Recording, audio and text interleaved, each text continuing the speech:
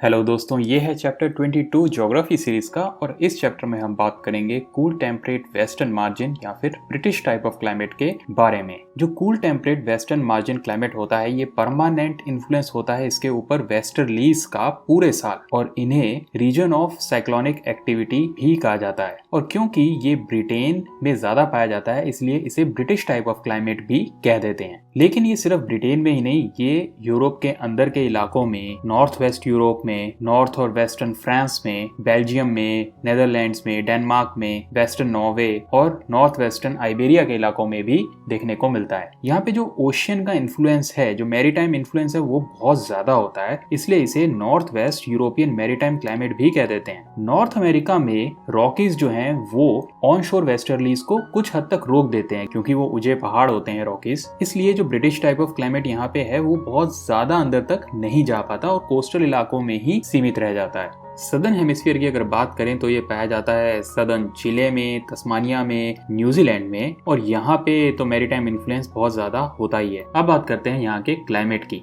जो mean annual temperature है वो पाया जाता है 4.4 डिग्री सेल्सियस से 15.5 डिग्री सेल्सियस के बीच में। जो लंदन के अंदर सबसे गर्म महीना है, जैसा कि आप इस फिगर में देख सकते हैं, तब भी जो टेम्परेचर है वो 17.2 डिग्री सेल्सियस तक ही जाता है। और जो सबसे ठंडा महीना है वो करीब करीब 4.5 डिग्री सेल्सियस के आसपास रहता है। तो जो एनुअल रेंज ऑफ टेम्परेचर है वो 12 से 13 डिग्री सेल्सियस की ही रहती है। समर जो होती है वो बहुत ज्यादा गर्म नहीं होती। मिड समर में हीट वेव्स देखने को मिलती हैं, जो कि यहाँ के लोगों को अच्छी लगती हैं। क्लाइमेट जो है वो बहुत ही कंफर्टेबल होता है इंसानों के रहने के लिए। सर्दियाँ जो होती हैं वो भी बहुत माइल्ड होती हैं, और इसका कारण ये है कि वार्मिंग इफेक्ट होता है नॉर्थ अटलांटिक ड्रिफ्ट का और साउथ वेस्टर्लीज का। अगर ये इफेक्ट ना होता तो यहाँ पे जो तापमान है सर्दियों में वो बहुत ज्यादा गिर जाता। यहाँ के क्लाइमेट को हम ओवरऑल इक्वेबल ही कहेंगे, जहाँ पे गर्मियाँ जो है वो बहुत ज्यादा गर्म नहीं है, सर्दियाँ जो है वो बहुत ज्यादा ठंडी नहीं है। अगर सदर्न हेमिस्फीयर की कोई सिटी की बात करें, जैसे कि हॉबर्ट है तस्मानिया में, तो यहाँ पे तो और भी ज्यादा इक्वेबल क्लाइमेट है,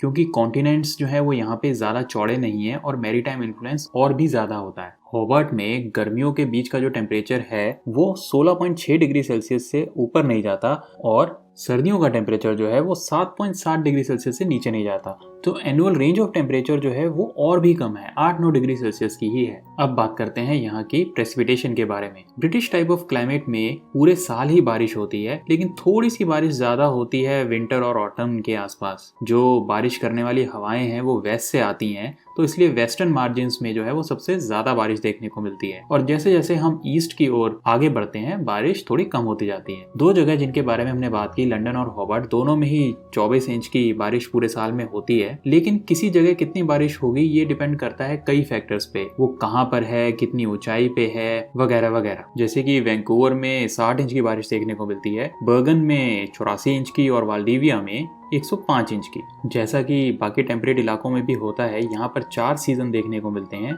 विंटर, स्प्रिंग, समर और ऑटम। अब बात करते हैं यहाँ की नेचुरल वेजिटेशन के बारे में। जो नेचुरल वेजिटेशन है इन इलाकों की वो होती है डेसिडुअस फॉरेस्ट। जो पेड़ होते हैं वो अपने पत्तों को गिरा देते हैं ठंडे मौसम में। ये एक तरह की एडेप्टेशन है अपने आप को बचाने के लिए। जो विंटर में स्नो गिरती है, फ्रॉस्ट होती है, उससे ऑटम में जो है पत्ते गिरना शुरू हो जाते हैं, इसलिए हम इसे फॉल सीजन भी कहते हैं। वैसे जो डेसिडुअस ट्रीज होते हैं उनके पत्ते जो होते हैं वो राउंडेड होते हैं, और जो इनके ट्रंक होते हैं, तने होते हैं, वो काफी थिक होते हैं, जिनमें से ब्रांचेस जो है वो फैली हुई होती हैं, और इससे मिलती है टेम्परेट हार्डवुड, जो कि काफी वैल्यूएबल होती है। कुछ कॉमन स्पीसीज जो हैं वो हैं ओक, एल्म, ऐश, बर्च, बीच, पॉपुलर और हॉर्नबीम। जो थोड़े गीले इलाके होते हैं वहां पे हमें विलोज, एल्डर और एस्पेन भी देखने को मिलते हैं, और कई इलाकों में चेस्टनट, सिकामोर, मेपल और लाइम भी पाया जाता है। ये जो डेसिडुअस ट्रीज हैं ये लंबरिंग के लिए बहुत इंपॉर्टेंट होते हैं, क्योंकि जो फॉरेस्ट होते हैं, जंगल होते हैं, वो खुले होते हैं,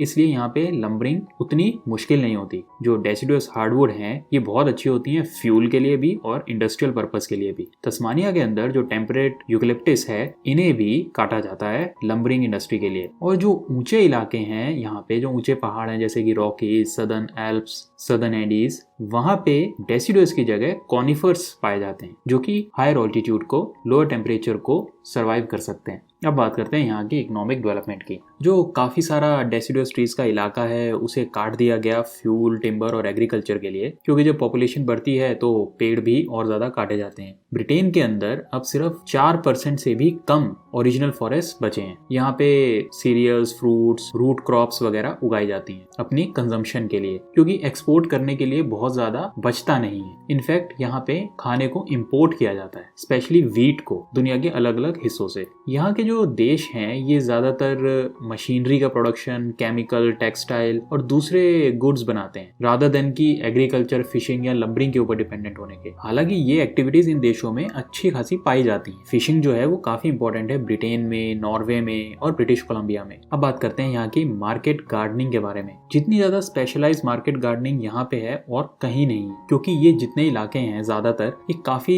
इंडस्ट्रियलाइज्ड हैं और पॉपुलेशन डेंसिटी भी अच्छी खासी है। टाउन्स और सिटीज यहाँ पे ज्यादा हैं, इसलिए यहाँ पे fresh vegetable, salads, eggs, meat, milk, fruits वगैरह की जो डिमांड है वो काफी ज्यादा रहती है। नॉर्थ वेस्ट यूरोप में इंटेंसिव मार्केट गार्डनिंग की जाती है और कई स्पेशलाइज एरियाज भी हैं इसके लिए, जैसे कि वेल्स ऑफ यॉर्क और ईवशैम यूनाइटेड किंगडम में, जहाँ का क्लाइमेट, सॉइल और दूसरे फैक्टर्स जो हैं वो इस तरह के एग्रीकल्चर के लिए अच्छे हैं। फार्म्स जो होते हैं वो नॉर्मली छोटे होते हैं और शहरों के पास होते हैं। फर्टिलिटी अच्छी होती है, फार्मिंग इंटेंसिव होती है, यानी जो एम है वो हाई यील्ड होता है और मैक्सिमम कैश रिटर्न मिले, इस पे फोकस रहता है। अब क्रॉप्स जो हैं वो पेरिशेबल होती हैं, जल्दी खराब हो जाती हैं, इसलिए एक अच्छा नेटवर्क चाहिए होता है ट्रांसपोर्टेशन का। ये लोग जो उगाते हैं जैसे कि lettuces, cabbages, cauliflowers, tomatoes, onions, peas, fruits वगैरह, इनकी शिपिंग बहुत रेयरली होती है। ज्यादातर इनको ट्रक्स के जरिए जल्दी से जल्दी मार्केट में पहुंचा दिया जाता है, इसलिए इसे ट्रक फार्मिंग भी कहते हैं, जो कि यूनाइटेड स्टेट्स में तो बहुत कॉमन है। कुछ इलाके जहाँ पे वेदर जो है वो वार्म है और सॉइल जो है वो अच्छा खासा है और भले ही वो शहरों से दूर है, वहाँ भी मार्केट गार्डनिंग प्रैक्टिस की जाती है। वहाँ पे वेजिटेबल्स जैसे कि पोटैटोज, टोमेटोज जो है वो लंदन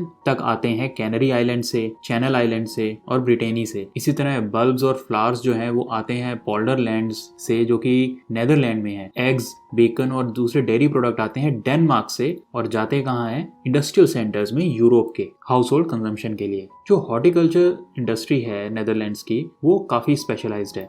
डच ट्यूलिप्स और बल्ब्स जो हैं वो एयरलाइंस के जरिए भी रोम, पेरिस, ज्यूरिख, लंदन तक पहुंचाए जाते हैं। ऑस्ट्रेलिया के अंदर तो हाई स्पीड बोट्स का भी इस्तेमाल किया जाता है वेजिटेबल्स, टोमेटोज, एप्पल्स और बीन्स पहुंचाने के लिए। और ऑस्ट्रेलियंस तो तस्मानिया को गार्डन स्टेट भी कहते हैं। अब बात करते हैं यहाँ की मिक्स्ड फार्मिंग के बारे में। पूरे ब्रिटेन में और नॉर्थ वेस्टर्न यूरोप में जो फार्मर्स हैं वो एरेबल फार्मिंग और पेस्टोरल फार्मिंग दोनों ही करते हैं। एरेबल फार्मिंग मतलब जब क्रॉप्स को उगाया जाता है प्लॉट लैंड के ऊपर, और पेस्टोरल फार्मिंग जिसमें कि चारा खाने वाले जानवरों को रखा जाता है। क्रॉप्स जो हैं वो बेचने के लिए भी यूज की जाती हैं और जानवरों के खाने के लिए भी उगाई जाती हैं। कितनी क्रॉप्स हैं और कितने जानवर हैं ये डिपेंड करता है कि साल का कौन सा समय चल रहा है, वहाँ का सॉइल कैसा है, मार्केट में प्राइस क्या है और डिमांड क्या है एनिमल और एनिमल प्रोडक्ट्स की। फार्मर्स जो हैं कुछ फ्रूट वाले ट्रीज भी उगाते हैं जैसे कि एप्पल, पियर, प्लम्स वगैरह, और कई तरह के जानवर रखते हैं जैसे कि पिग्स और पोल्ट्री अंडों के लिए और बीज शहद के लिए। इतनी ज्यादा वैरायटी है फार्म्स में कि इन्हें मिक्स्ड फार्मिंग भी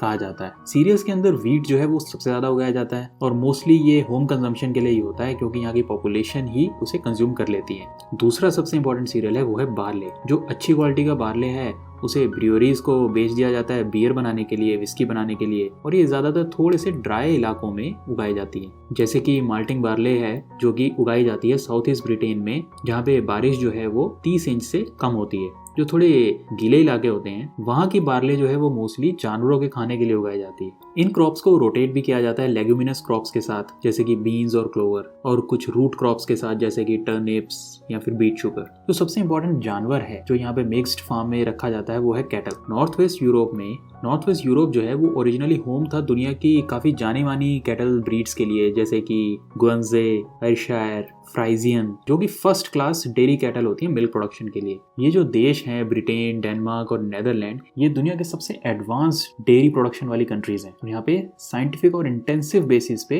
डेयरी प्रोडक्शन की जाती है और मिल्क से दूसरे डेयरी प्रोडक्ट्स भी बनाए जाते हैं जैसे कि बटर, चीज, क्रीम, स्किम्ड मिल्क वगैरह वगैरह। चीज जो है वो नेदरलैंड का स्पेशलाइज्ड प्रोडक्ट है। डेनमार्क से मिलता है हाई क्वालिटी का बटर और ये दुनिया के सबसे बड़े एक्सपोर्टर्स में है बटर के। डेवॉन और कॉर्नवाल में बनाया जाता है क्लॉटेड क्रीम, जो कि जल्दी खराब नहीं होता, इसलिए दूर के इलाकों तक आसानी से भेजा जा सकता है।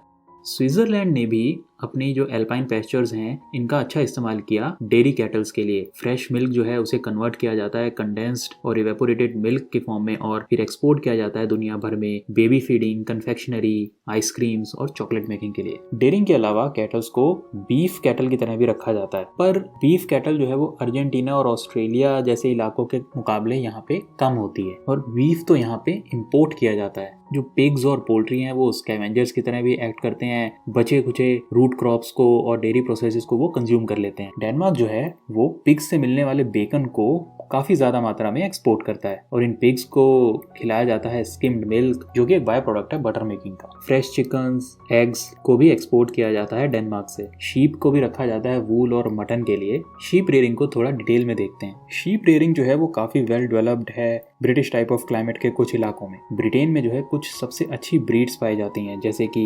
लाइसेस्टर, लिंकन्स, साउथ डाउन्स जो कि डुअल पर्पस होती हैं, इनसे मटन भी मिलता है और वूल भी। अब क्योंकि जमीन कम है, पॉपुलेशन बढ़ रही है, इसलिए शीप रेयरिंग जो है वो सिमटती चली जा रही है। ब्रिटेन में जो मेजर शीप एरियाज हैं वो पाए जाते हैं पेनाइन्स में, स्कॉटिश हाईलैंड्स में, सदर्न अपलैंड्स में, वेल्श माउंटेन्स में और साउथ ईस्टर्न इंग्लैंड में। एक समय पे ब्रिटेन जो था वो एक्सपोर्टर था वूल का, बट फिर पॉपुलेशन के प्रेशर के कारण अब यहाँ पे सरप्लस वूल और मटन नहीं होता बल्कि यहाँ पे इंपोर्ट किया जाता है। सदर्न हेमिस्फीयर में न्यूजीलैंड के अंदर शीप रेयरिंग बहुत इंपॉर्टेंट है और इसकी ज्यादातर कंसंट्रेशन है कैंटरबरी प्लेन में और इसके कई कारण है। यहाँ का माइल्ड टेम्परेचर, यहाँ के वेल ड्रेन्ड सपाट इलाके, साइंटिफिक मेथड्स एनिमल ब्रीडिंग के और सबसे ज्यादा रेफ्रिजरेशन की डेवलपमेंट जिसकी मदद से फ्रोजन और चिल्ड लैम्ब और मटन को भेजा जा सकता है दुनिया के किसी भी इलाके में। तस्मानिया और सदर्न चिली में भी शीप रेयरिंग जो है वो बहुत ही प्रीडोमिनेंट ऑक्यूपेशन रहा है। अब बात करते हैं दूसरी एग्रीकल्चरल एक्टिविटीज के बारे में। दूसरी फूड क्रॉप्स की बात करें तो जो पोटैटोज हैं वो बहुत ही इंपॉर्टेंट है यहाँ की डोमेस्टिक इकोनॉमी के लिए। ये यहाँ का स्टेपल फूड है जो कि व्हीट और ब्रेड को सप्लीमेंट करता है। इसमें स्टार्च की मात्रा अच्छी खासी होती है और कई तरह के क्लाइमेटिक और सॉइल टाइप्स में इसे उगाया जा सकता है, पर नॉर्मली थोड़ा सा ठंडा